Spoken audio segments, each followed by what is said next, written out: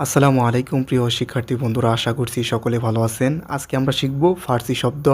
আর আমাদের বাংলা ভাষায় কিন্তু ব্যাপক শব্দ ফার্সি থেকে এসেছে। তো আপনারা অনেকেই ফার্সি আর ফরাসির মধ্যে পার্থক্য বোঝেন না। ফার্সি শব্দ মূলত ইরাক এবং ইরানের ভাষা, বিশেষ করে ইরানের ভাষা, যেটা পারস্য বলতো আগে। আর ফরাসি বলতে ফ্রান্সের ভাষাকে বোঝায়। এই দুইটা পার্থক্য কিন্তু ভালো করে মনে রাখবেন। তো ফার্সি ভাষা, আমাদের ভাষায় কিন্তু ব্যাপক ফার্সি শব্দ আছে। তবে পরীক্ষায় কোন কোন শব্দ আছে, মানে পরীক্ষায় বেশিরভাগ যেসব শব্দ আসে আমরা সেগুলো শেখার চেষ্টা করব আজকে।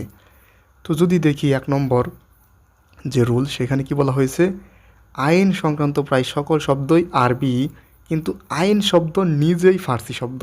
অর্থাৎ বুঝতেই পারছেন, আইন সংক্রান্ত ম্যাক্সিমাম শব্দই, যেমন আদালত, উকিল, এজলাস, তারপরে মুক্তার, মুনসেফ, রায়, এগুলো শব্দ, মানে সকল শব্দই হচ্ছে আপনার আরবি শব্দ। তবে এছাড়াও কিছু কিছু শব্দ আছে, মানে দুই একটা, এগুলো ফার্সি শব্দ, যেমন নালিশ, আইন, কাজী, ফরিয়াদ, দরবার, দারোগা, পেয়াদা, এগুলো হচ্ছে আপনার ফার্সি শব্দ। আরও যদি নির্দিষ্ট করে বলি, দেখুন আপনি লাস্টের 4টা বা 5টা, কাজী, ফরিয়াদ, দরবার, দারোগা বা পেয়াদা, এরা কিন্তু আদালতের নিম্ন আর কি কর্মচারী। তো আদালতের নিম্ন কর্মচারীরা যারা আছে তারা হচ্ছে, তাদের শব্দগুলো হচ্ছে ফার্সি শব্দ থেকে এসেছে। এটা কিন্তু আপনি এইভাবে মনে রাখতে পারেন। এরপর যদি বলি 2 নম্বর রুলের কথা, 2 নম্বরে বলা হয়েছে শব্দের শেষে গড় প্লাস কর, এইটা ধারা যদি আবার পেশা বোঝায়, মানে শব্দের শেষে প্লাস দিয়ে ফেলেছি, এখানে বাদ দেওয়া উচিত ছিল। গড় অথবা কর যদি থাকে এবং সেইটা যদি পেশা বোঝায়, তাহলে হচ্ছে আপনার সেই শব্দটি ফার্সি শব্দ, যেমন কারিগর, বাজিকর, জাদুকর, এইসব। কিন্তু আপনি যদি আবার দেখুন যে ভীতিকর, ভীতিকর কি কোনো পেশা? না, ভীতিকর কিন্তু কোনো পেশা নয়। পেশা বোঝাতে হবে, শুধু কর আর গড় থাকলেই হবে না, সেটা আপনার পেশা বোঝাতে হবে, তাহলে সেই শব্দটি ফার্সি শব্দ হবে। তো এরকম আরও অনেকগুলো শব্দ আছে, আমি এখানে 3টা মাত্র শব্দ দিয়েছি। এরপর যদি আমরা দেখি 3 নম্বর রুল, সেটা হচ্ছে আমাদের বাংলা ভাষায় 10টি ফার্সি শব্দের উপসর্গ রয়েছে। সেই 10টি ফার্সি উপসর্গ কি কি? সেটা হচ্ছে কারদর, না, নিম, ফি, বদ, বর, বকম। কারদর, না, নিম, ফি, বদ, বর, বকম। যেমন বেতাল, নারাজ, এ শব্দের আগে কিন্তু বে, তারপর নারাজের আগে না, এসব কিন্তু মানে আপনার ফার্সি উপসর্গ। তো এই 10টি যদি থাকে তাহলে অবশ্যই সেগুলো ফার্সি শব্দ।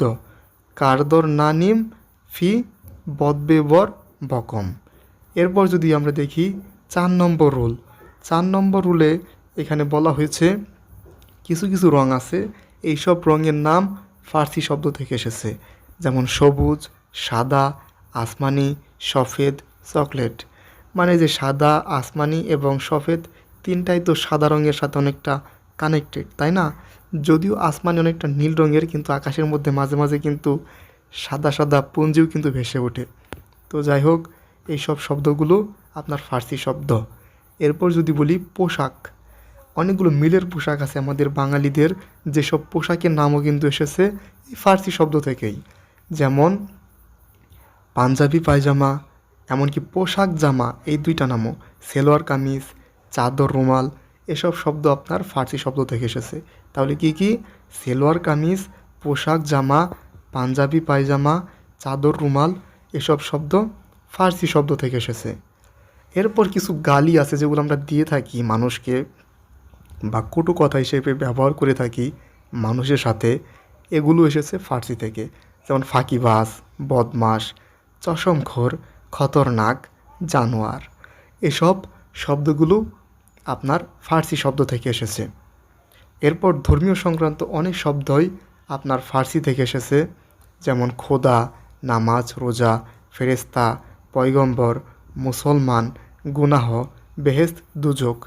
আর ধর্মীয় সংক্রান্ত বেশিরভাগ শব্দ আরবি থেকে আসলেও আমাদের এখানে কিন্তু পরীক্ষায় আপনার কিন্তু ওগুলো আসবে না, কারণ বেশিরভাগ পোলাপান বুঝেই যায় যে ধর্মীয় সংক্রান্ত বেশিরভাগ শব্দ যেহেতু আরবি দাগিয়ে দেয়, এই জন্য ক্রিটিক্যাল করার জন্য আপনার এই ফার্সি শব্দগুলো দিয়ে দেয় ধর্মীয় সংক্রান্ত ছবি, মানে যেগুলো, যেমন খোদা আপনার হচ্ছে ফার্সি শব্দ, আল্লাহ আরবি শব্দ, নামাজ আপনার ফার্সি শব্দ, এই নামাজটা যদি বলি আমি সালাত, আরবি শব্দ রোজা।